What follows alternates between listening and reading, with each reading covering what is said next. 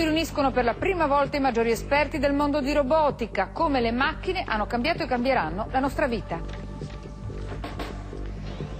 Buonasera dal TG3. Diventeranno presenze costanti e probabilmente rinunciabili nel prossimo futuro della nostra vita quotidiana. Sono i robot, così come si dice, gli automi. Ce ne parla Manuela Bonchino, che ha seguito la conferenza internazionale di robotica e automazione per la prima volta in Italia.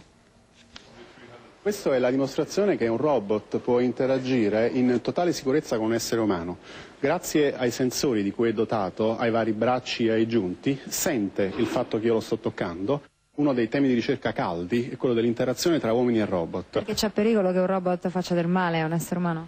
Questo è il paradigma fissato dalle leggi di Asimov. La prima legge di Asimov stabilisce, per noi che lavoriamo in questo settore, che un robot deve essere progettato in maniera da non creare danno a un essere umano. La paura che un robot si ribelli al suo padrone, che si autoprogrammi per distruggerlo, come in 2001 Odissea nello spazio, non è solo fantascienza. Lo stato della robotica nel mondo è avanzatissimo. A Roma 750 esperti da tutto il mondo si incontrano per parlarne.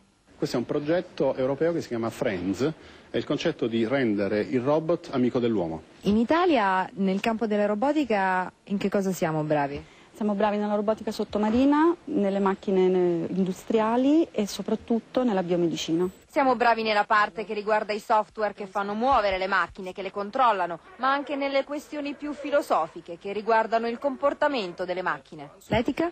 È una parte importante perché siamo quelli che hanno cominciato questi ragionamenti in Europa e serviranno per dare una maggior consapevolezza ai robot del futuro. Già, la consapevolezza, la coscienza non è più fantascienza, gli scienziati già ci stanno lavorando. Tra l'esperienza di un incidente.